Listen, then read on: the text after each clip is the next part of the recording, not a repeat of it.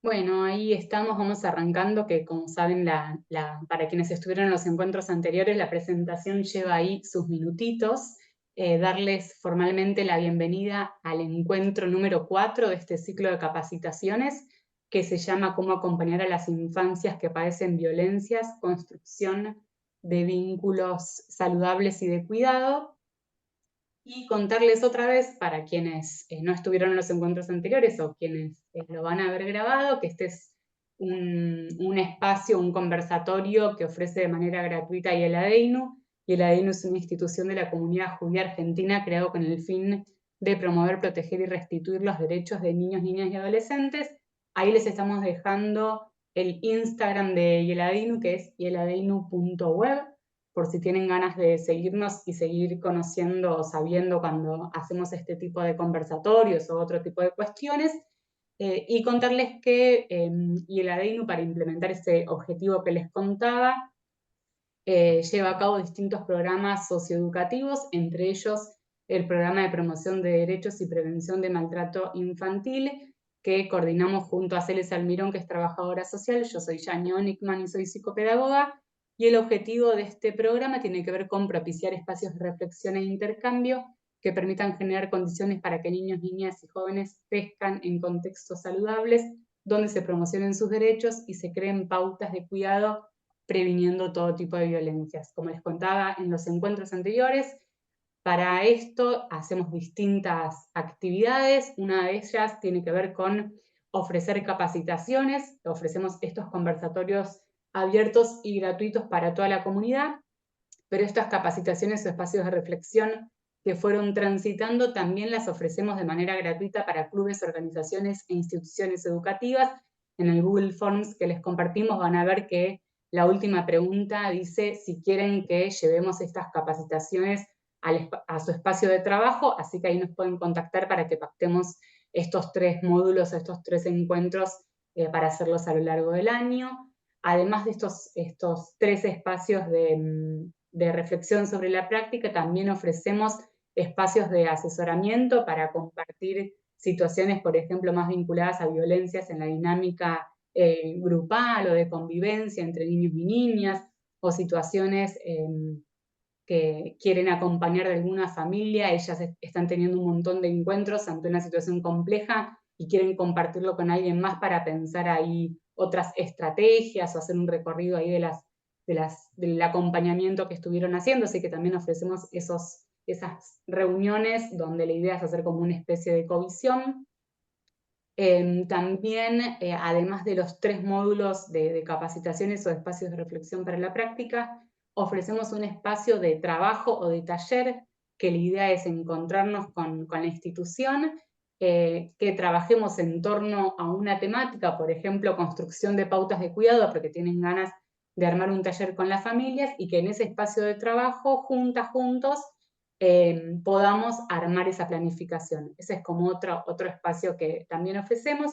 Volver a contarles que tienen ahí la web, que es ieladeinu.org.ar/pp, que ahí tienen material para familias y para profesionales, para la promoción de vínculos saludables, y por ejemplo los videos que estuvimos pasando en los encuentros anteriores están ahí en esa página colgados.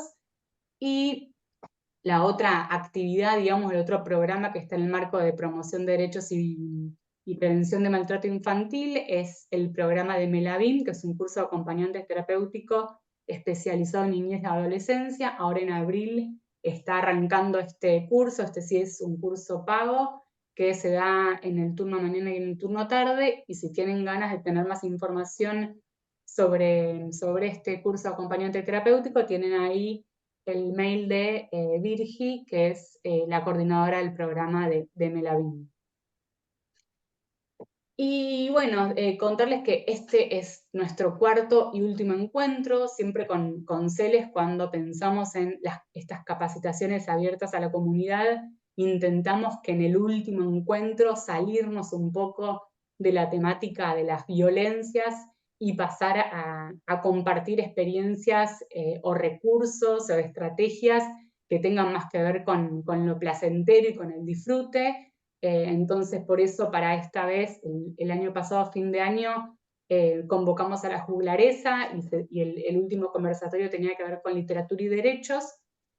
Y esta vez elegimos armar este último conversatorio que se llama Recursos Lúdicos para tramitar experiencias en la infancia. Y para eso convocamos a Florencia y a Guadalupe, y ahora la idea es presentarlas y bueno, que ellas sigan con el resto del conversatorio. Antes de esto, recordarles que se pueden desmutear o, bueno, o pedir en realidad a través del chat si tienen alguna consulta y si tienen algún comentario para hacer, ahí yo o Celes los desmuteamos, pero que de todos modos la idea es que esta conversación lleve más o menos 1 hora, así que después de esa hora vamos a tener ahí tiempo para compartir preguntas, sentires, experiencias o lo que tengan ganas, pero bueno, mientras tanto, si no, pueden ahí ir usando el chat. Y bueno, y ahora quería presentar a las chicas. Florencia Varés estudió Ciencias de la Educación, Teatro, Narración y Títeres. Actualmente se desempeña como ludoeducadora en COPIF, un programa de salud comunitaria para primera infancia y sus familias en Villa 2124, en Barracas, en la ciudad de Buenos Aires. También es educadora en el programa LEC, que es Lecturas Compartidas, Juegos y Relatos, del programa SET, dependiente del Ministerio de Educación de la Ciudad Autónoma de Buenos Aires. Y junto a Flor está Guada de Barruel. Guada es licenciada en psicomotricidad por la UNTREF y actualmente se encuentra cursando la maestría en salud mental comunitaria en la Universidad Nacional de Lanús. Realizó el curso acompañante terapéutico en el Hospital Infanto Juvenil Tobar García. Trabaja como psicomotricista también en COPIF, que es este programa de salud comunitaria para la primera infancia y sus familias en Villa 2124. Y también coordina un taller de participación comunitaria para jóvenes con discapacidad e integra el equipo técnico de participación, democracia y producción de lenguajes de la Dirección Provincial de Educación Secundaria. Así que bueno, ahora arrancamos formalmente ahí con las chicas y le cedo la palabra a ellas. Bueno, muchas gracias, Yani, por la presentación. Gracias a todos y a todas por estar del otro lado. Bueno, empezamos, como comentaba Yani, con este encuentro titulado Recursos Lúdicos para tramitar experiencias en la infancia. Si querés, Yani, pasás ya la diapo, ahí está. Ahí punteamos un poco los contenidos del encuentro. Vamos a empezar pensando qué es el jugar, los primeros tiempos del jugar en instituciones, qué esperamos que suceda en el jugar. Ahí vamos a desarrollar un poquito más y vamos a profundizar sobre el rol del adulto y la adulta en los diferentes espacios, los diferentes modos de jugar, el tiempo en el jugar, cómo pensamos las planificaciones, en qué aportan, bueno, eso. Y por último, si bien lo vamos a hacer durante toda la jornada, vamos a profundizar un poquito más en los recursos. La próxima diapo. Tenemos ganas de empezar este encuentro con una frase de Donald Winnicott que dice, así como ven, para dominar lo que está afuera es preciso hacer cosas, no solo pensar o desear, y hacer cosas lleva tiempo, jugar es hacer. Y entonces nos preguntamos, ¿qué es jugar? Pasamos a la próxima diapo. Lo primero que podemos decir del jugar es que, bueno, es una construcción, que nadie nace sabiendo jugar. No tenemos, cuando nacemos, un enseñante oficial de la asignatura del jugar. Lo segundo que podemos decir es que es una tarea cultural, porque, bueno, no se juega lo mismo en Argentina, en Colombia, en México. Tampoco se juega igual hacia adentro de Argentina, claramente, porque cada cultura va imprimiendo su narrativa en el jugar y por ende la transmite. Y lo tercero que podemos decir es que es propiamente humana, es una construcción por ende social. También es una fuente inagotable que nos convoca a poner en movimiento ese archivo imaginario de imágenes, de metáforas, de sensaciones que se conservan y se van desarrollando cuando algo de esa actualidad, de ese momento en el que estoy jugando, me convoca, ¿no? Para festejar la alegría, para pensar el dolor, para imaginar el futuro, para comprender el pequeño mañana, quizás esa idea de futuro que nos puede llegar a inquietar. Y en este sentido el jugar es un imán que liga, que une todo eso disperso. Nos parece interesante también pensar el jugar como un cambio de perspectiva de lo cotidiano, un mirar y hacer desde otro lugar que permite ensayar nuevas formas, nuevos modos de pensar, nuevos modos de pensarnos y, ¿por qué no?, nuevos modos también de hacer. Porque desde el juego, a partir de la creatividad y de lo que, bueno, de lo que va proponiendo esa misma escena lúdica, podemos reparar, podemos transformar, por ejemplo, situaciones quizás dolorosas, ¿no? Y en este jugar a ser y crear, los niños y las niñas se convierten en autores, les da autoría el juego, siempre y cuando esas escenas sean validadas y significadas por un otro, ¿no? Y esto último nos permite empezar a pensar sobre el rol de los adultos y de las adultas en los espacios lúdicos de niños y niñas. Pensamos en empezar a pensar un poco en estos primeros tiempos del jugar en las instituciones, si bien cada uno de ustedes seguramente se desempeña en diferentes espacios, hay algo de un inicio que, bueno, además estamos en marzo, estamos un poco en esa etapa inicial de la mayoría de las actividades, y nos parecía interesante porque hay todo un primer momento, ¿no? Cuando pensamos en esos primeros tiempos del jugar en instituciones, inmediatamente pensamos en el proceso de adaptación a ese espacio. ¿Y por qué lo pensamos como un proceso, no?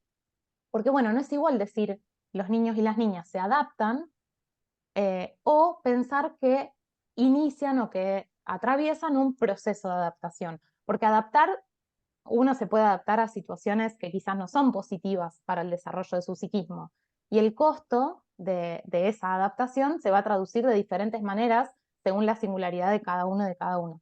En cambio, pensarlo en términos de proceso nos permite pensarlo de otra manera, ¿no? Aceptar contratiempos, las idas y venidas que puede tener ese proceso justamente, y pensar cómo acompañar de una manera creativa. Y pensamos este proceso con dos destinatarios, los niños y las niñas, y también los adultos y las adultas de referencia que acompañan, ¿no? Porque es una etapa de mucha fragilidad para ambos. La separación temprana, es decir, bueno, en la primera infancia, es un momento que requiere de mucho, mucho, mucho cuidado, y es necesario, obviamente, haber construido y construir buenos vínculos de apego para que ese niño o niña pueda llevar adelante esa separación y esa familia, ¿no? Y para desarrollarse de una manera saludable, obviamente después en todos los aspectos de su vida. Por eso es necesario que los espacios, las instituciones, los lugares que reciben y contienen a niños y a niñas estén preparados para poder construir esos otros vínculos de apego y confianza con otros adultos de referencia, ¿no? Donde van a ser recibidos. Y también de una manera saludable. Un poco en esa clave va todo este encuentro. Esto lleva tiempo, claramente, y es un proceso con idas y venidas, y eso es lo que vamos a ver a continuación.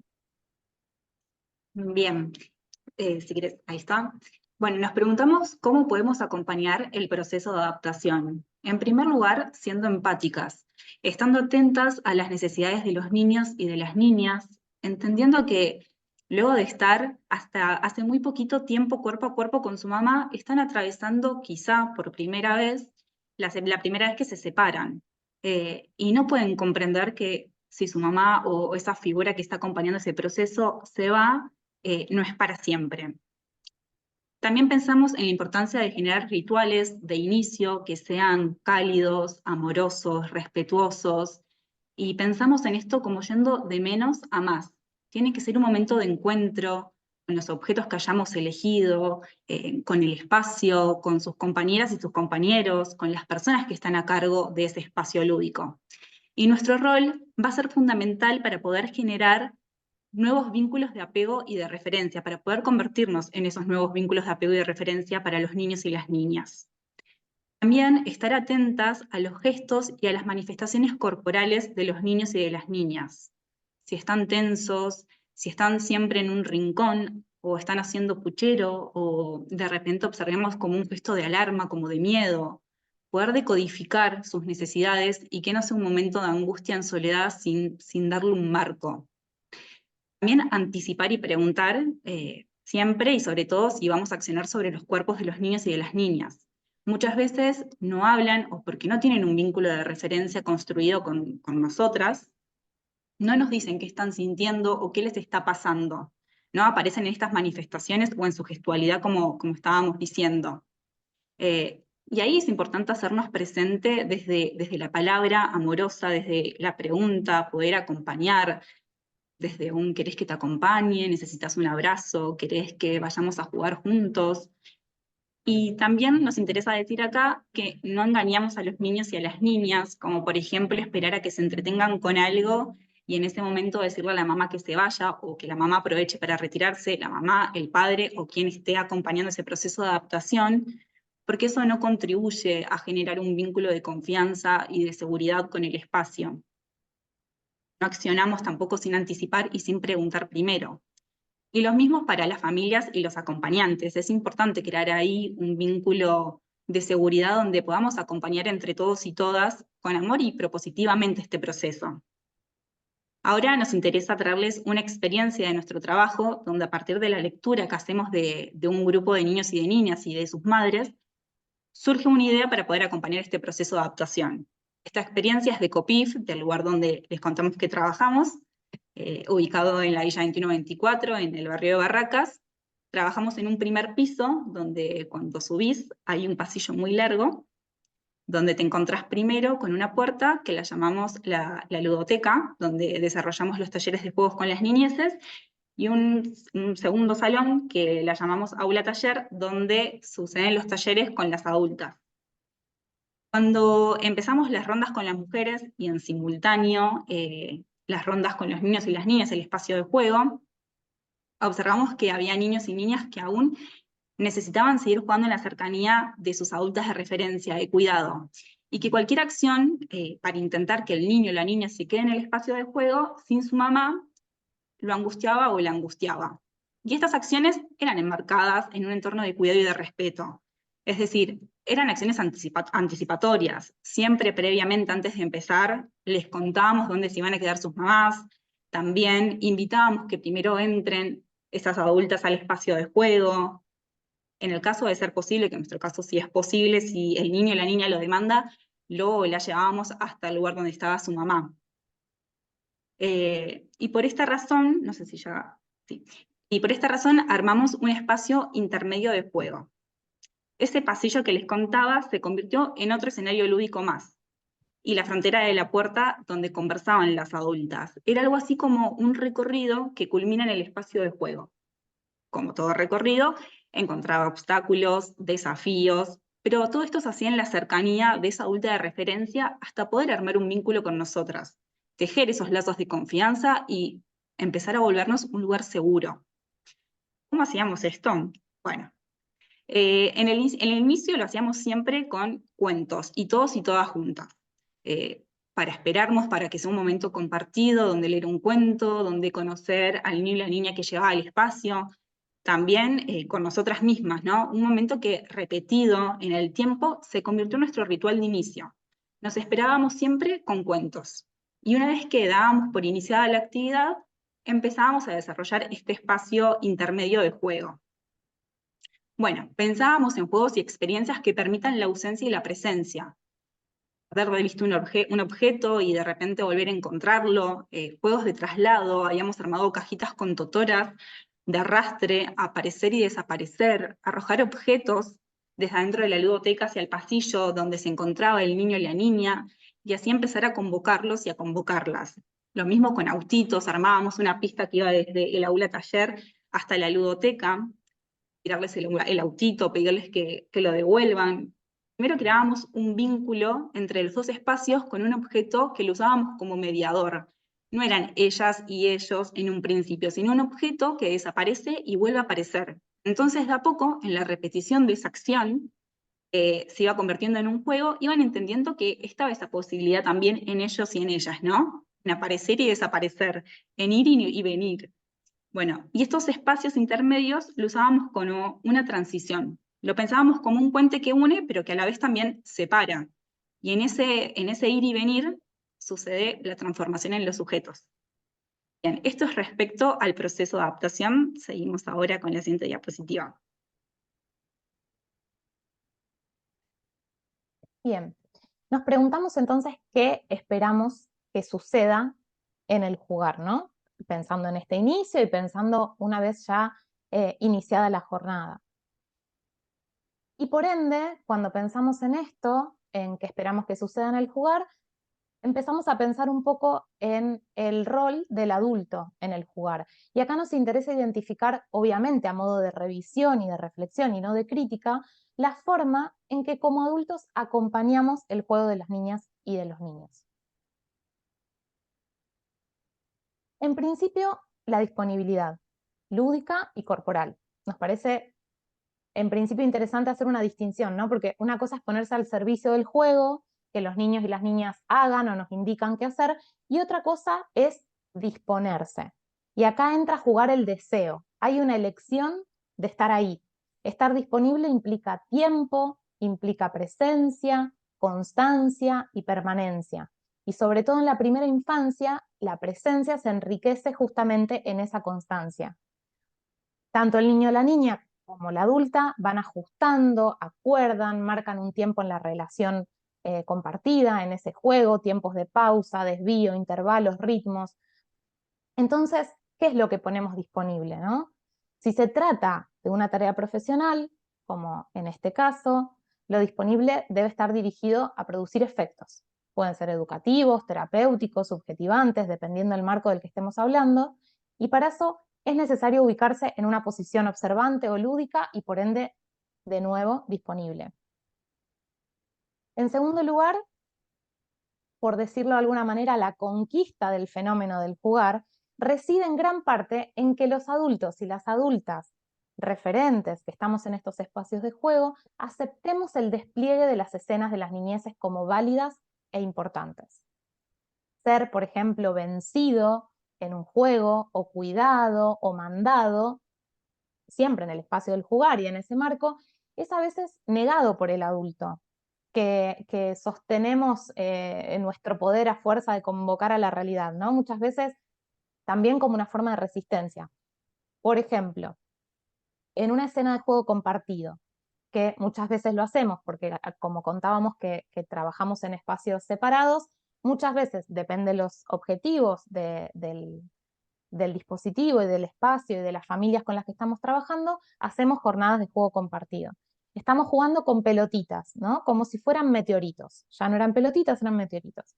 Una niña le ofrece un meteorito a una adulta acompañante para que lo lance por el aro que estaba colgado, que era un universo que habíamos inventado. La mujer sonríe, toma la pelotita y la vuelve a dejar en el piso. Bueno, el niño o niña que está aprendiendo a jugar detecta estas dificultades del adulto y se siente como impulsado a acoplarse a esa acción de realidad, ¿no? Quedando por fuera del espacio de juego, de la dinámica lúdica, y el adulto, resistiéndose de esa manera, de algún modo desenmascara al niño que juega.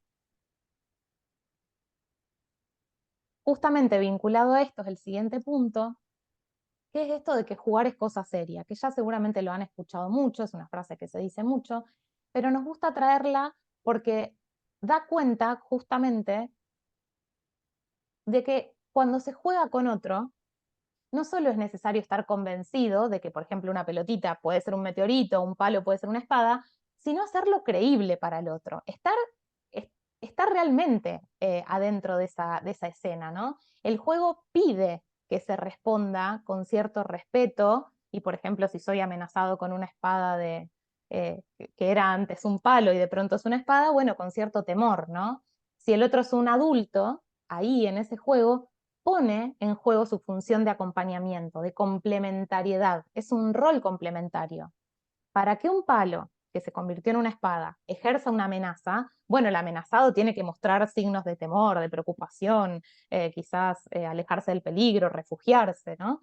Esto respecto a lo que el juego espera de nosotros y nosotras adultas, y adultos que participamos, obviamente, o somos referentes de espacios lúdicos. Algo que nos parece importante traer vinculado a esto es que si el niño, sobre todo si son muy pequeños y ocupan este rol de malvados, es importante estar atentos porque muchas veces es necesario acompañar esos roles que pueden ser un poco difíciles de soportar, pueden generar un poco de angustia, de temor, y al llevarlo adelante con otra persona adulta, bueno, le da chances de atravesarlo, quizás hasta de convertirse en buenos.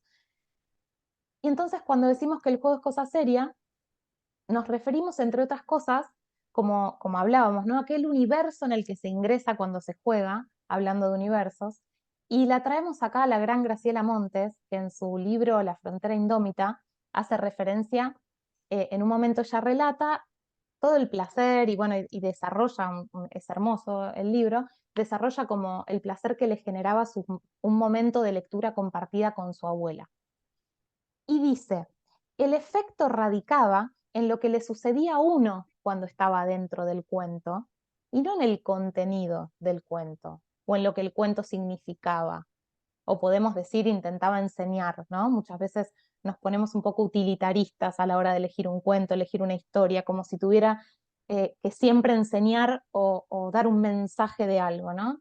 El efecto radicaba justamente en cuando uno estaba dentro del cuento.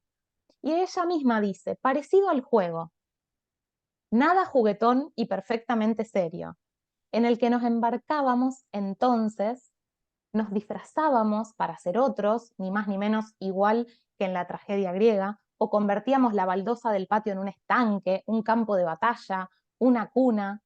El juego era una construcción, un espacio imaginario, ficción, artificio, pero tenía un sentido. No era igual un juego que otro. Y cuando compartíamos con alguien más ese imaginario, éramos capaces de pelearnos a muerte por el desarrollo de la historia.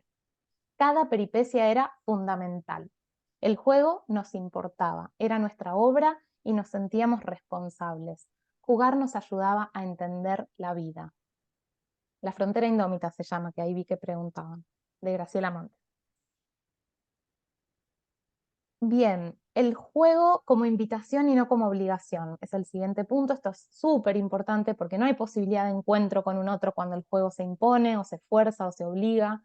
Y es necesario acá, después vamos a retomar un poco esto de la idea de la planificación, pero es necesario que podamos pensar lo que planificamos para estos espacios de juego como propuesta, como invitación, como posibilidad, como una puerta, ¿no? Y no como algo que tiene que suceder sí o sí de esa manera. Los adultos y adultas que estamos cuidando en ese momento la situación creativa, muchas veces intervenimos, ¿no? Con, bueno, ciertos objetivos particulares, por ejemplo, los que estuvimos conversando, objetivos profesionales en relación a ese niño, esa niña, ese grupo, y muchas otras veces el objetivo no tiene que ver con intervenir, sino justamente con correrse, ¿no? Voy a tomar una idea acá de Chiqui González, que habla de estos chamanes del juego. ¿En qué sentido chamanes? Bueno, abrimos la ronda, ¿no? Abrimos el espacio, abrimos la propuesta, metafóricamente prendemos el fuego, invitamos a una danza, a un juego, ¿no? Y una vez que algo allí comienza a acontecer, a veces es necesario intervenir y a veces es preciso también correrse. Siempre obviamente observando de manera activa, acompañando y volviendo a entrar a escena cuando sea necesario. Pero aunque nos corramos de la escena, es importante que podamos estar en una posición de observación activa, y aquí va el último punto de la diapositiva, que es justamente la observación. Bueno, muchas veces es esto, bueno, pero ¿qué observo? ¿No? ¿Qué miro ahí en esa escena? Bueno, podemos observar los diferentes modos en que los niños y las niñas se acercan a los objetos dispuestos, cómo interactúan con la propuesta, nos podemos hacer preguntas. ¿Está haciendo un juego más simbólico? ¿Es un juego más exploratorio? ¿Es un juego de descarga corporal? Por ejemplo, dos autitos que se chocan y todo el tiempo, ¿no? Juegan a eso, o muñequitos que se golpean, o agarran, hay un espacio de bloques y golpean los bloques insistentemente sobre el suelo. Es un juego reiterativo, elige jugar siempre solo, juega con otros, con otras, demuestra interés o demuestra apatía frente a la propuesta. se vincula de manera compulsiva y desorganizada con los objetos. Bueno, como ya estuvimos conversando, el jugar no nos es dado y por ende las niñas y los niños no siempre juegan, porque también esta es una idea, ¿no?, que aparece. Bueno, como es niño, juega. Bueno, que estén en un espacio con objetos, los estén manipulando, no quiere decir que estén desplegando un juego. Es importante ahí diferenciar el jugar de la actividad lúdica, para entender cuándo es necesario acercarnos y acompañar esa escena, pensar si es necesario intervenir, correrse, como dijimos, o intervenir, proponer, prestar sentido, significar y hacer crecer ese juego, que es lo que sigue ahora a continuación. Bien, seguimos con la próxima diapositiva sobre los diferentes modos de jugar. Cada niño, cada niña es singular y eso se puede observar en sus modos de ser y de estar. Y en este caso nos interesa pensar en esos modos de ser y de estar en los espacios de juego, ¿no? Puede ser el jardín, un taller, un club. Y como dijimos al principio, el jugar es una construcción y precisa de otras personas que puedan acompañar esa construcción. Hay niños y niñas que juegan primero en un costado o en un rincón, otras y otros que eligen algún objeto de apego y observan las escenas sin soltarlo a través de una participación periférica. Hay otros y otras que eligen deambular por el espacio durante mucho tiempo, otros y otras que necesitan tocar todos los objetos que están en el espacio, pero sin generar un vínculo con ningún objeto en particular. También están quienes eligen objetos que les son conocidos y enseguida pueden armar algo con eso, pero que no exploran lo que no conocen. Por ejemplo, si hay una cocinita, enseguida se ponen a cocinar algo, pero si hay una propuesta más de corporal, quizás no es algo que van a explorar, al menos en un inicio. En la primera infancia, donde se está construyendo el jugar, observamos que hay infinidad de modos de participar y de estar en los espacios lúdicos y que todos son válidos. En la siguiente diapositiva vamos a pensar un poco cómo podemos hacer crecer el juego y cómo, por el contrario, podemos llegar a obturarlo. Obviamente, esto está vinculado a la particularidad de cada situación y a la singularidad de cada niño, de cada niña, pero podemos esbozar algunas ideas. A veces nos puede pasar que cuando estamos acompañando el juego de niñas y de niños, observamos que el despliegue es acostado, o que su interés es lábil, o que van y vienen, pero no termina de armarse el juego, propiamente dicho. Y acá entra en escena la adulta o el adulto profesional, docente, tallerista, coordinadora, que está acompañando ese momento. Hacer crecer el juego tiene que ver con una mirada situada, con una escucha sensible y con esta disponibilidad corporal de la que hablaba Flor antes. No es dirigir, no es imponer, tiene que ver más con el ofrecerse también, ¿no? Objetos, relatos que puedan interesarles a esa niña o ese niño, pensarlo como una co-construcción donde nos ponemos a disposición y nos mostramos interesadas, entusiasmadas por aquello que se está jugando o que estamos presentando como un posible juego. Es necesario, prestamos sentidos, sumamos nuestra creatividad, aportamos y colaboramos para que el juego suceda. En la siguiente diapositiva hablamos sobre si nos preocupa ese modo de jugar y qué le puedo ofrecer. El juego del niño o de la niña se constituye en un modo de decir de su vida y de su padecer. Cuando hay alguna dificultad para que pueda expresarse a través del juego, es necesario que aparezca el acompañamiento del adulto, para contribuir a que el niño o la niña despliegue su juego, dé lugar a que se juegue lo que se tenga que jugar, a lo que el niño o la niña proponga en esa situación lúdica. Y acá también es importante poder detenernos en que no forzamos las escenas lúdicas, no forzamos a que nos muestren algo a través del juego que nosotras creemos que nos tienen que decir, sino que nos ponemos a disposición para que el juego ocurra. Puede ser esto, ¿no? Desde el ofrecimiento, desde el preguntar, desde el acercar algún objeto, algo que le haya llamado la atención. Para esto es necesario, decimos, como sostener el misterio sin pretender develarlo prematuramente, sin darle sentidos apresurados, con la tranquilidad y con la certeza de que ya estar ahí poniendo a disposición digamos, nuestra creatividad, objetos, es importante y aporta a la singularidad de ese niño y esa niña. Acá nos interesaba traer una escena donde muchas veces ocurre que hay una niña o un niño jugando con muñecos y decide que alguno se muera. Y pueden ocurrir, o suelen ocurrir, algunas cosas con estas escenas, y una es esta de que aparece la ansiedad de los adultos y las adultas, ¿no? Que queremos resolver esa situación, bueno, y hacemos preguntas sobre si estaba enfermo, si tenemos la chance de revivirlo, si podemos llamar una ambulancia, si puede hacer algo, que es esto, ¿no? De los sentidos apresurados. Y otra situación que a veces también puede ocurrir es que si conocemos algo de la historia de ese niño o esa niña, intentamos forzar algunas respuestas posibles para develar este misterio, ¿no? Bueno, pero era el tío, era el abuelo, pero ¿qué pasaba ahí? Bueno, y acá nos parece muy importante que podamos registrar cuando está operando la propia angustia, ¿no? Por eso la importancia de trabajar en equipo, la importancia de conocerse, de poder retirarse de una escena si nos angustia mucho, que haya otra persona para poder sostener ese espacio, ¿no?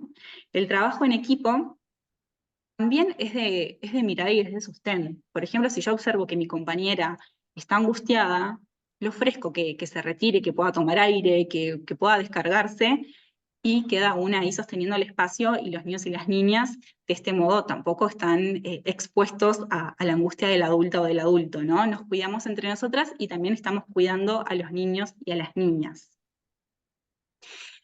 Bien, en la siguiente diapositiva vamos a hablar del tiempo en el juego y nos preguntamos si el tiempo es uno solo, ¿no? Y acá aparecen algunas preguntas sobre si todos los niños y todas las niñas necesitan el mismo tiempo para comenzar y para terminar su juego, si todas las niñas y los niños necesitan el mismo tiempo para adaptarse a un nuevo espacio y para dejarlo. ¿Qué podemos hacer cuando una niña o un niño se angustia o tiene un estallido emocional frente a esta situación? Y acá otra vez nos gustaría compartirles una viñeta a modo de ejemplo de un niño que venía al espacio de juego en Copif, que es la siguiente diapositiva. Dice así: G es un niño de 5 años, participa del espacio de jugar es cuidar, puede permanecer en el espacio de juego, interactuar con otros niños y niñas, y nosotras las adultas que coordinamos el espacio de juego. Durante los distintos encuentros tuvimos que hacer algunas acomodaciones para evitar que su predilección por los autos dispare situaciones de mucha ansiedad para él y que pueda seguir con la propuesta. Por ejemplo, sacar las cajas de los estantes porque eran transparentes y se veía si había autos, o taparlas. También fue necesario anticipar qué íbamos a hacer y con qué objetos íbamos a jugar y recordarlo durante todo el encuentro. Y si bien esto fue beneficioso para los momentos de juego, a G le costaban mucho los cierres. En reiteradas oportunidades, cuando finalizábamos el taller de juego, antes de irse del espacio, terminaba en estos estallidos emocionales con gritos, con angustia, con enojo. Con él también fue necesario seguir haciendo ajustes. Acordamos, por ejemplo, que cuando terminaba el momento del juego, si necesitaba, podía llevarse algún objeto a su casa, pero que a la semana siguiente lo tenía que traer. Hasta que esto en un momento, después de un tiempo en el que él pudo incorporar el espacio de Copif como propio, a nosotras como referentes de cuidado y personas que acompañaban sus necesidades, donde no había prohibiciones, sino que había explicaciones, G pudo empezar a irse sin necesitar un objeto. Fue un proceso, con idas y convenidas, con situaciones de mucha preocupación por nosotras, porque sucedían estos estallidos, que, bueno, mucha angustia, mucho enojo, muchos gritos, y también de vergüenza para su madre. Así era como ella lo manifestaba. Con quien también acordamos de forma conjunta ir probando y compartiendo distintas estrategias para acompañar a G, de un modo amoroso y respetuoso, entendiendo que no lo hacía de caprichoso ni porque se portaba mal, sino que había algo de esas emociones que todavía necesitaba conocerlas y poder ubicarlas en el cuerpo para transitarlas, que las manifestaba en ese inicio de forma desbordada. También la madre comenzó a traerle objetos queridos por G al espacio, entonces de repente si necesitaba iba, se lo pedía y después la mamá lo guardaba. Y seguimos, bueno, en esta línea de los tiempos y de los niños y de las niñas. Vamos a pasar a la próxima diapositiva. Bien, y ahí volvemos a la pregunta inicial en relación al tiempo, y nos preguntamos, ¿entonces todos los niños y las niñas necesitan el mismo tiempo? Y ahí, bueno, esbozamos algunas ideas. En principio, algo que es muy importante aclarar, ¿no? Que los niños y las niñas pequeñas en la primera infancia no tienen incorporada la noción de tiempo como tienen los niños un poco más grandes o los adultos, porque es una abstracción, es una idea, eh, y está en proceso de ser entendida. No pueden todavía entender que en 5 minutos, en una horita, a veces ni siquiera el mañana, en un ratito, ¿no? Todas estas frases sin darle un contexto no alivian, no tienen un sentido para ellos y para ellas. Poder acompañar estos procesos, como los que comentábamos, por ejemplo, en la viñeta anterior, requiere de creatividad, de mucho cuerpo y de mucha paciencia, y entenderlo justamente como proceso, ¿no? Que tenga estas idas y venidas, que parezca que va bárbaro y después, bueno, vuelve como a generarse una situación de angustia y llanto y hay que seguir acompañando. A veces para poder explicar la temporalidad, bueno, hacemos uso de ciertos recursos, ¿no? Para ayudar en esta construcción de la temporalidad. Por ejemplo, bueno, esto de la referencia al sol, ¿no? Bueno, si está el sol es de día, cuando nos referimos a la noche, bueno, la luna cuando es la noche. A veces hablamos sobre las cosas que vamos a hacer antes de ir a un lugar o de pasar de una actividad a otra, ¿no? Bueno, ahora vamos a tomar la leche y después vamos a jugar a tal cosa, o bueno, primero nos vamos a lavar las manos para después hacer la merienda. A veces eso no alcanza y es necesario acompañarlo con imágenes que pueden estar en el espacio mismo de juego, cuando siempre es de la misma manera, ¿no?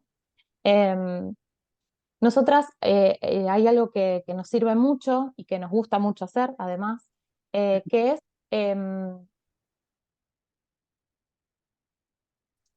cuando anticipamos que una actividad, una propuesta está por terminar, ubicamos nuestras manos en el espacio, armando ahí como un fragmento, como un pedacito de tiempo, y decimos, bueno, jugamos todo esto, ahora queda esto, ¿no? Y acercamos nuestras manos y decimos, queda este ratito para jugar. Entonces, hay algo de ese gesto concreto bueno, que ayuda a ver algo que es tan abstracto como la idea de tiempo en un gesto concreto. Y a veces es necesario reforzar, bueno, y ahora queda este ratito. Y ahí, bueno, pueden ir como entendiendo cuánto entonces queda para terminar la propuesta de juego. Estos recursos pueden tampoco alcanzar y tener que acompañar, sin embargo, frustraciones que se pueden manifestar en enojo, en llanto, se esconden abajo de la mesa, no quieren salir. Puede suceder también, pero lo que sí es seguro es que no es lo mismo si lo podemos anticipar y acompañarlos a ir construyendo toda esa noción de temporalidad que si no anticipamos, por ejemplo. Y esto repetido en el tiempo y hacerlo siempre de la misma manera tiene efectos subjetivos en cada niño y cada niña que además después se convierte en aprendizaje. Y en relación a esta importancia de la anticipación y de los pasajes, nos parece interesante hablar sobre estos rituales de inicio, de transición y cierre, así como les contamos sobre el ritual de inicio, este espacio de lectura compartida que hacemos nosotros y nosotras para esperar el inicio de la propuesta de juego, están estos rituales de transición, ¿no? Entre una actividad y otra y los rituales de cierre. En relación a la transición de una actividad a otra, lo entendemos como pasajes. Tomamos acá las palabras de Marina Marazzi, que es una psicomotricista argentina, que dicen que estos momentos, estas transiciones son momentos entre, ¿no? Que es un tránsito entre dos actividades, dos posturas, dos ciclos, dos ritmos. El pasaje pensado como posibilidad de cambio, de cambiar, de modificar lo que se venía haciendo. El pasaje ligando, articulando, conectando, relacionando lo anterior con lo posterior. El pasaje no como corte abrupto, no es un corte abrupto, no es un abandonar. Y acá se me viene un poco esto que también hablábamos eh, sobre este espacio de transición que nosotras habíamos armado en el pasillo para este proceso de adaptación, entre el espacio, bueno, en nuestro espacio particularmente, porque están las familias presentes, ¿no?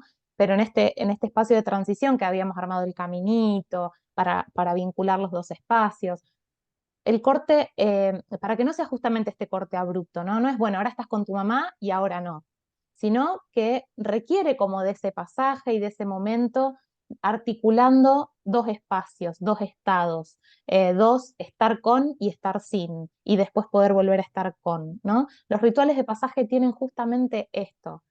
No es un abandonar, no es, bueno, listo, se terminó el juego, bueno, listo, ya estoy sin mi mamá, sino que es una preparación. Hay una mirada, dice Marina Marazzi, a lo que se aproxima, que da cuenta de la posibilidad de estar dispuesto, y una mirada de lo que queda atrás, lo que terminó, que sostiene lo nuevo, lo distinto, lo que se suelta porque ya no es útil o apropiado para la nueva situación, pero tiene un enlace con lo siguiente. Nos parece como una manera muy respetuosa de poder ir acomodando las propuestas. Y los rituales de cierre, bueno, ¿por qué son importantes? ¿Por qué es necesaria la despedida, no? Bueno, sucede mucho en los jardines, que hacemos la canción de despedida bueno, para eso, para despedirnos, para saludarnos, para dar cuenta de que se está terminando esa jornada. Entonces pensamos, ¿cómo son los finales de cada actividad? ¿Cómo son los finales de nuestras jornadas? ¿Qué proponemos? En algunos casos, esta interrupción abrupta de la que hablábamos en un juego puede ser muy desregulatoria para algunos niños y niñas. Y en otros niños quizás no les genera un estallido, ni un llanto, ni un enojo, pero simplemente simplemente y no tan simplemente, estamos deteniendo una instancia de creación y de expresión, como es el juego, que bueno, nosotras elegimos respetar y cuidar, ¿no? Por eso la importancia de todo esto que estamos diciendo. Y acá volvemos a citar a Graciela Montes, porque en este mismo libro, La frontera indómita que nombrábamos, nos lleva a su infancia y también nos lleva a nosotros a nuestra propia infancia, y díganme si no, relata esto. Cuando jugábamos, el tiempo era de otro orden. Mientras estábamos dentro del juego, el tiempo cambiaba de calidad, se volvía otro. Por momentos nos parecía que todo estaba quieto, como si hubiésemos, esta parte es hermosa, como si hubiésemos alcanzado una especie de eternidad. Y de pronto, porque nos llamaban para ir a comer o porque el amigo se tenía que ir a su casa, nos dábamos cuenta de que el tiempo había corrido vertiginosamente y quedábamos desconcertados y me parece que también un poco dolidos. Así que sí, poder establecer un modo que dé cuenta que estamos terminando y repetirlo también en cada encuentro de la misma manera ayuda mucho para que los chicos y las chicas puedan ir incorporando este ritual hasta internalizar que ese ritual es el que da cuenta del último momento de juego, ¿no? Y en relación a la repetición y la reiteración de las mismas experiencias, con los mismos materiales, cantar una misma canción, leer muchas veces el mismo poema, el mismo cuento, jugar con los mismos objetos, además de todo esto que estamos hablando, es un modo de facilitar la profundización en el descubrimiento de la posibilidad que ofrece esos objetos, esos materiales, para enriquecer tanto la producción creativa cada vez más, como la apreciación sensible de los chicos y las chicas hacia el mundo. Pasamos entonces a la próxima. Ahí está. Bien, ahora vamos a hablar un poco sobre cómo pensamos las planificaciones. Bueno, en primer lugar, la planificación la pensamos como una guía. Creemos que a veces la planificación puede llegar a obturar la creatividad, la imaginación, entonces es necesario que aparezca como guía, pensada a partir de ciertos objetivos profesionales, pero que no sea un corset. Por ejemplo, si armamos un espacio de juego simbólico con valjitas de médica y de médico, y las niñas y los niños empiezan a apilarlas una arriba de la otra. Bueno, entonces este grupo aún tiene que atravesar otro tipo de experiencias, obviamente mientras vamos sugiriendo algunas propuestas que vayan haciendo crecer ese juego, quizás ahí mismo desarmamos algo de eso y ponemos y ofrecemos otros objetos, pero probablemente allí la introducción del juego simbólico va a tener que esperar y tendrá otros ritmos, otros tiempos. Nunca les decimos que así no se juega o que están jugando mal. También sucede que a veces genera frustración no poder llevar adelante una planificación como la habíamos planeado, o nos lleva más o menos tiempo del previsto. También otra cosa que suele suceder tiene que ver con ciertas necesidades grupales que quizás no contemplamos a la hora de planificar. Por ejemplo, planificamos el momento de lectura, pero el grupo de niños y de niñas quiere tocar el libro, agarrarlo, mirarlo de cerca. Las necesidades del grupo no están siendo las mismas que las del adulta. Bueno, acá también es válido preguntarse qué hacemos, ¿no? Por ejemplo, una escucha atenta y flexible y pensando en la planificación como guía que construimos, nos puede llevar a pensar que es una buena idea dejar que el libro circule, que sea tocado, que sea mirado desde cerca, ¿no? Obviamente que legalizamos esa situación. Bueno, como observo que están necesitando agarrar el libro, tocarlo, mirarlo de cerquita, vamos a hacer primero esto. Entonces, no sé, hacemos una ronda, tocamos si la tapa es dura, si es blanda, miramos las imágenes de cerca, de lejos, anticipamos esto que va a suceder para después hacer la invitación de esta lectura compartida. Otra cosa que nos parece súper importante es la evaluación grupal del taller, es decir, aquello que planificamos que pueda ser sometido a crítica, ¿no? Por ejemplo, en COPIC, cada vez que terminamos un taller, nos reunimos en equipo para pensar qué cosas funcionaron, cuáles no, qué podemos agregar, qué podemos sacar, y así ir delineando la próxima planificación, el próximo encuentro. Bueno, también hacemos una evaluación de los logros y de los desafíos en el desarrollo de cada niño y de cada niña. No nos centramos solamente en los desafíos, sino que sobre todo en sus logros.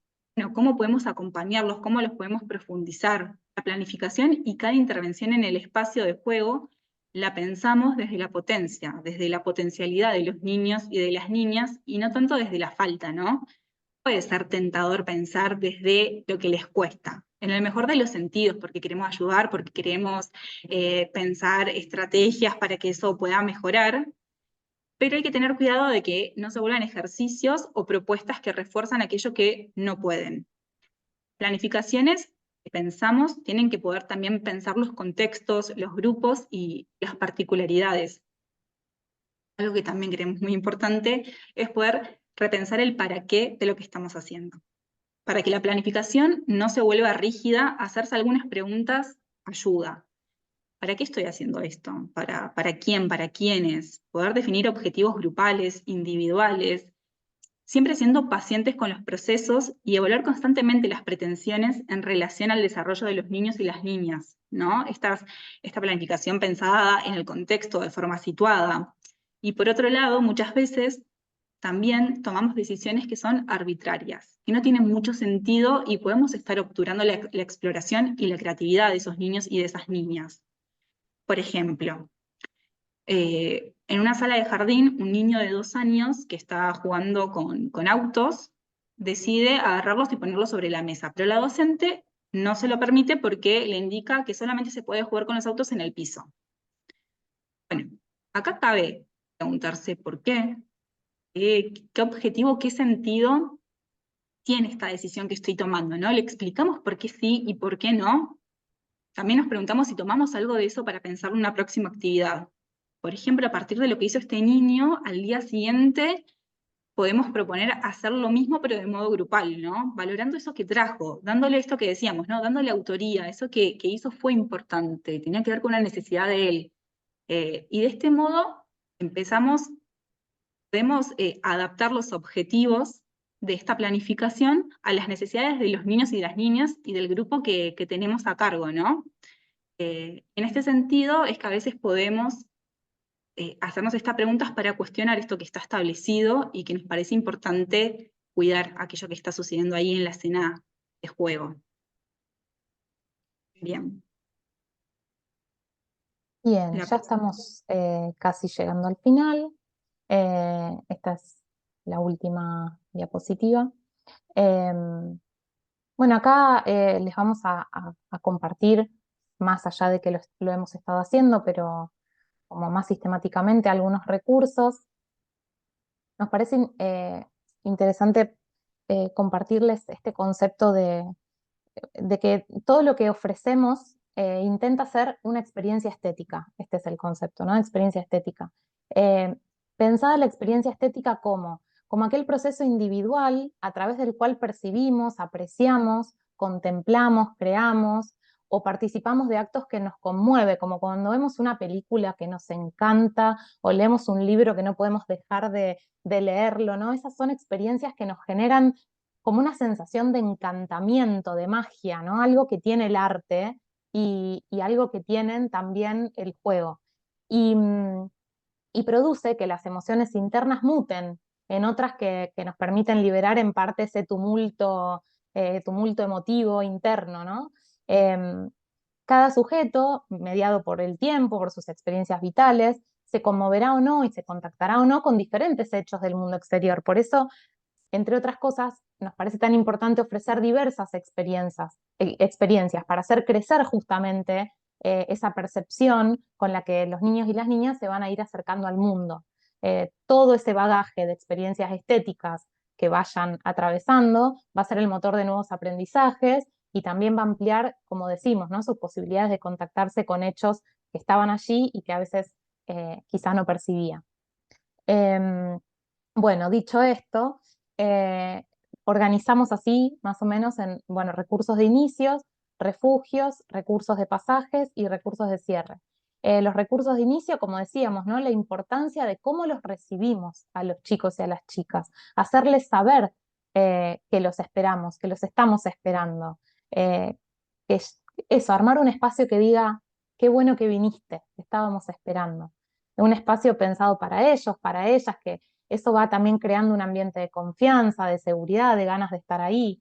Nosotras, como les contamos, armamos un espacio de placer por la lectura, armamos ponemos unas mantas, unos almohadoncitos en ronda, en el centro disponemos libros, a veces los ponemos acostados, a veces hacemos torres con los libros, que sepan que son objetos que pueden tocar, abrir, mirar, los vamos rotando también. Y la invitación es, mientras esperamos a que vayan llegando las familias, vamos compartiendo cuentos. Muchas veces el cierre de ese inicio es guardando todos los cuentos y eligiendo uno para compartir entre todos y todas. Los refugios, ¿no?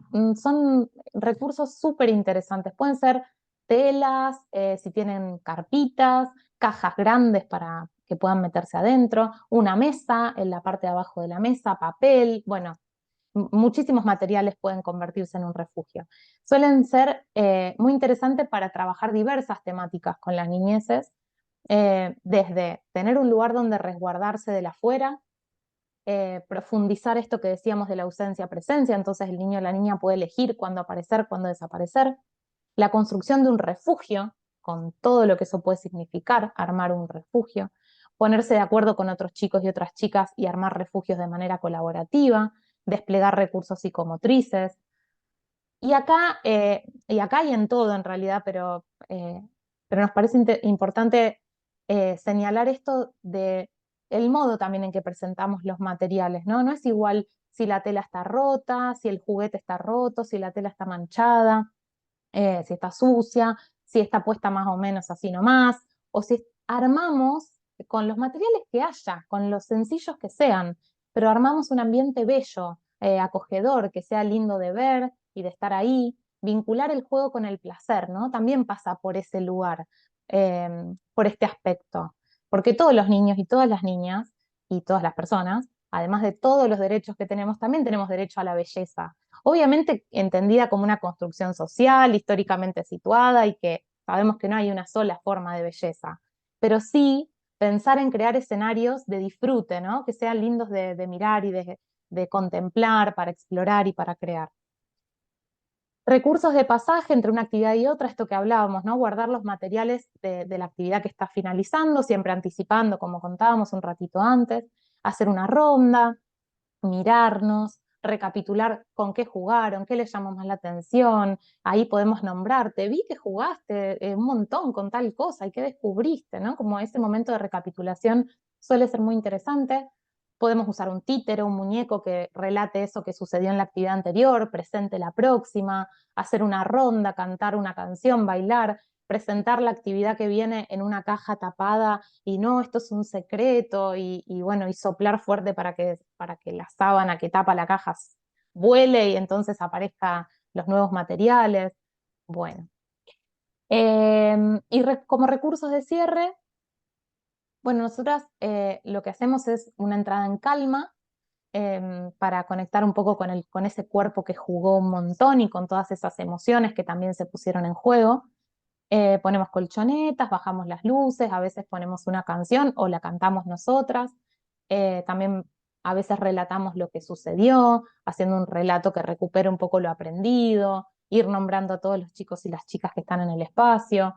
A veces usamos algún objeto previamente preguntando, anticipando para hacerles algún mimito en la cara, puede ser una pluma, un títere de peluche, una tela danzarina ahí por los aires que les haga una cosquillita, mientras se van recostando en esas colchonetas o en las mantitas, o se disponen corporalmente como deseen hacerlo. Muchas veces se quedan sentados, sentadas, algunos eligen seguir deambulando, y eso, respetamos el modo en que ellos quieren atravesar ese momento. No hay una sola forma de entrar en calma, de terminar una jornada o de recibir un mimito o una canción.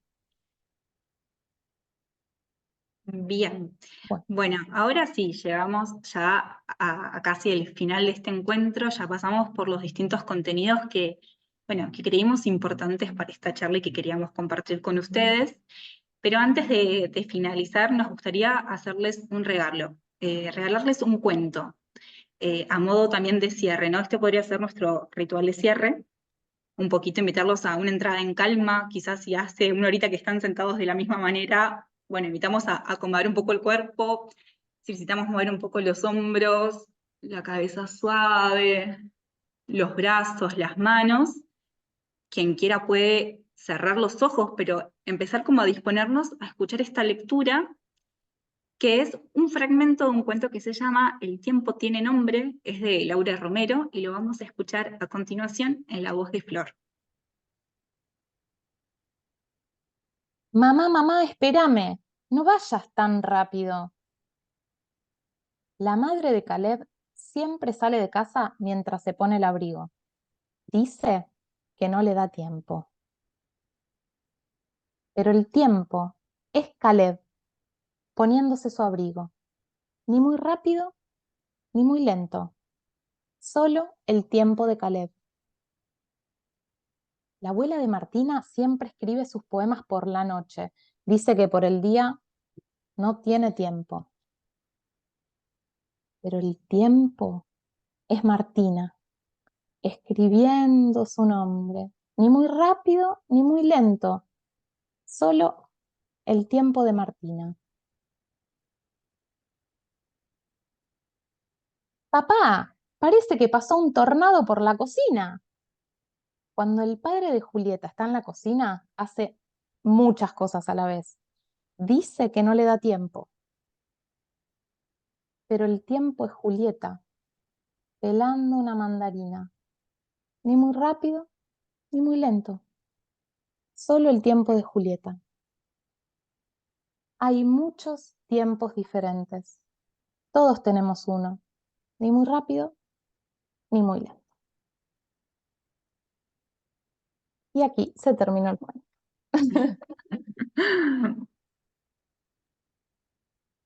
Bueno, muchas gracias Gracias. por la escucha. No, gracias Gracias, a chicas, ustedes la por verdad. este cierre con este cuento hermoso. Súper lindo. Antes de dejar de compartir pantalla y pasar ahí a compartir algunas preguntas, les volvemos a compartir los libros que les recomendamos en los encuentros anteriores, porque nos los seguían pidiendo, así que ahí van esas dos platitas compartiendo esto. Cualquier cosa después también nos pueden mandar mail, pero como van a tener esta grabación, después pueden poner stop y pausa y ahí chequear ahí bien los libros y volver a recordarles nuestro mail por cualquier cuestión, yeladeinu promoción y prevención @gmail.com, y ahí vamos a dejar de compartir pantalla, así nos vemos las caras. Decirle a las personas que se fueron conectando hacia el final, que sabemos que hubo ahí como un problema con el link, así que para quienes no pudieron ver el encuentro completo, se los vamos a mandar grabado, así lo ven de principio a fin, porque la verdad estuvo súper interesante y súper claro y súper lindo. Yo me hice ahí como un par de anotaciones, pero a ver si, no sé si alguien tiene ganas de compartir algo, de hacer una pregunta. Recuerden que tienen que levantar la manito para que las desmutee o los desmutee.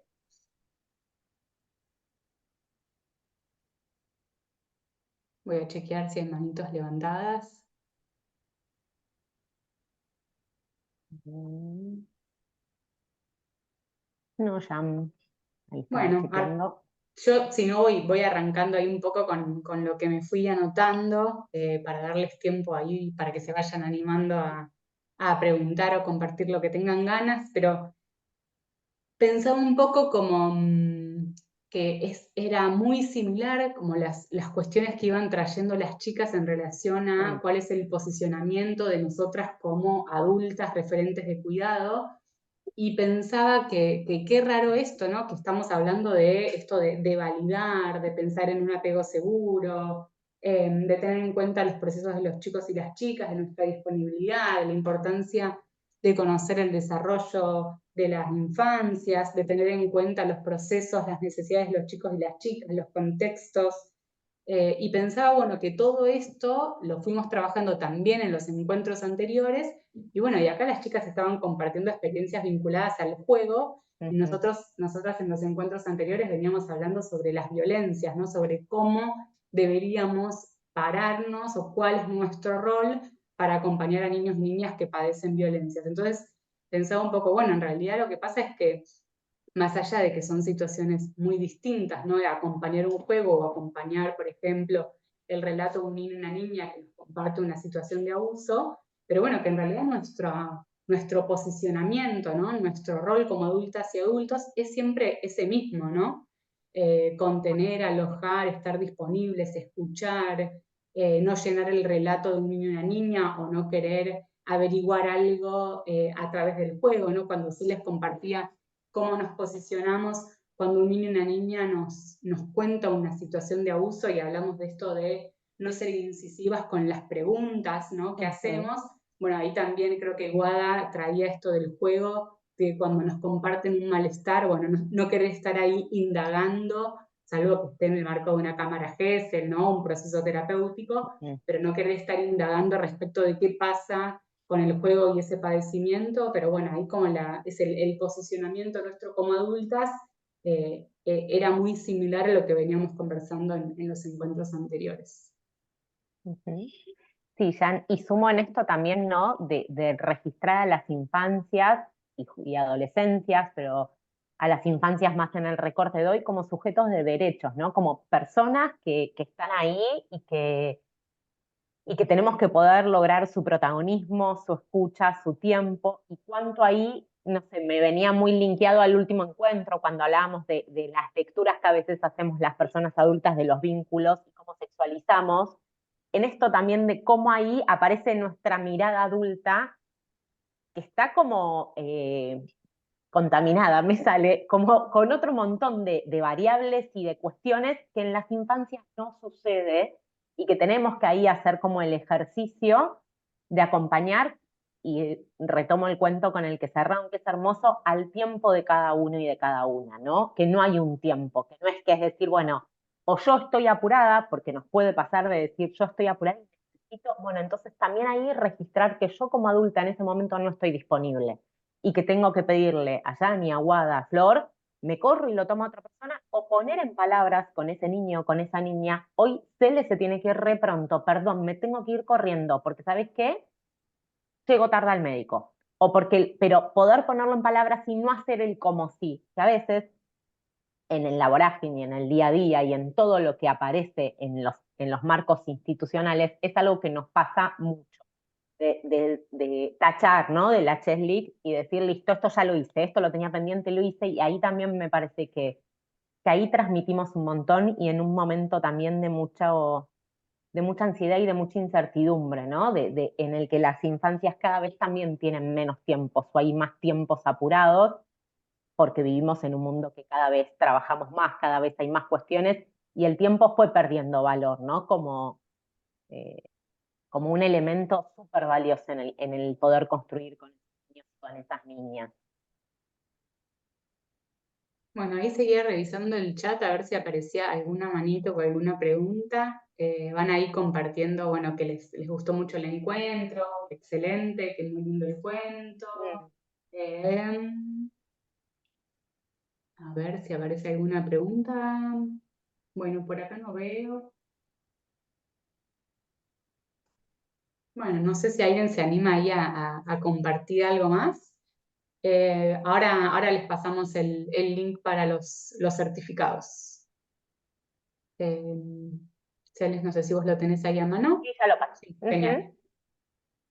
¿Alguna consulta, Fabiana? Ahí te desmuteo. Ahí estás. Hola, ¿cómo están? No, en realidad no consulta, sino agradecer, la verdad que fue súper enriquecedor, muy lindo, muy para pensar. Yo soy docente inicial, muchas de las cosas que contaban hoy respecto de los espacios de juego y de cómo habilitarlos y demás, me sonaban a mi trabajo en el jardín. Perdón, resfrío de la época. Y la verdad que me cuesta, no me cuesta, digamos, me resulta llamativo linkear esas situaciones de un jardín donde era un jardín, no era una situación, o no eran los espacios de trabajo de los que ustedes están hablando, sino un jardín común, con linkear esas dos cosas me dejó pensando porque esto de generar espacios y generar espacios de relajación y demás es algo que se hace muchísimo en jardín. Que está buenísimo que siga sucediendo a lo largo de la vida y entiendo que para chicos en contexto de violencia puede ser sumamente enriquecedor. Así que bueno, nada, solamente agradecerles y muy lindo, muy interesante. Gracias, Fabiana. Fabiana. A mí me parece que está bueno esto que traes porque, bueno, muchas veces las cosas que contamos o que relatamos del espacio donde trabajamos, sí, son muy distintas a las dinámicas, por ejemplo, institucionales de las escuelas o de los jardines, donde, por ejemplo, no tienen la posibilidad de un espacio donde están las familias también conversando bueno, en una ronda y entonces los niños van y vienen, ¿no? Bueno, esto claramente es una situación que en un jardín no se puede dar, pero lo que queríamos como un poco contar, traer, compartir, tiene que ver más con una perspectiva de trabajo, ¿no? Y desde esa perspectiva uno en el marco institucional en el que esté trabajando y desde el objetivo profesional que tenga, puede ir abordando, ajustando, armando creativamente posibilidades para que los chicos y las chicas vayan entrando de manera respetuosa en espacios, se vayan generando confianza y puedan ser mirados y acompañados de manera respetuosa igual, ¿no? Más allá de que, bueno, después las dinámicas obviamente cambian y que hay cosas que también son muy parecidas. Esto de los rituales es muy del jardín también. Y por algo es, digamos, por algo existen y se sostienen, porque funcionan, porque son necesarios. Así que gracias. Totalmente. De hecho, yo, perdón, no, pero hoy soy psicopedagoga, trabajo de eso, y yo digo que mi consultorio no es un consultorio, es un espacio de juego. Yo tengo una mesita o escritorio al costado y el resto es donde estoy ahora, todos juegos y juguetes en el piso y es así.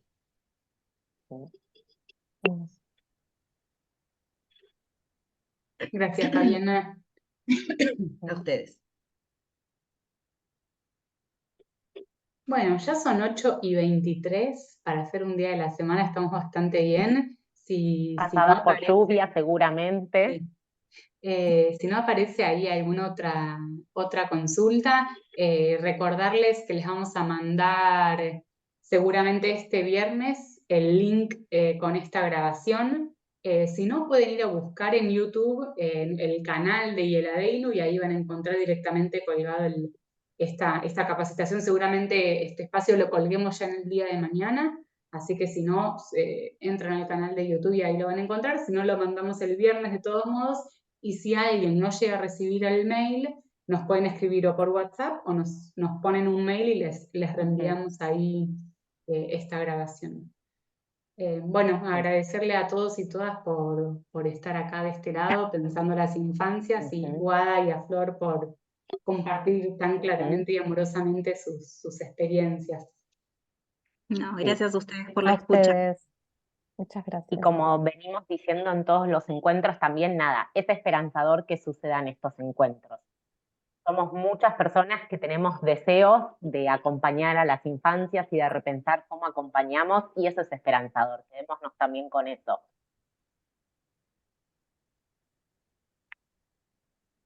Bueno, gracias a todos y todas, buenas noches y cualquier cosa nos seguimos leyendo por mail. Buenas noches, gracias. Chao, nos vemos la Gracias. Buenas próxima. noches. Abrazo para todos y todas. Gracias.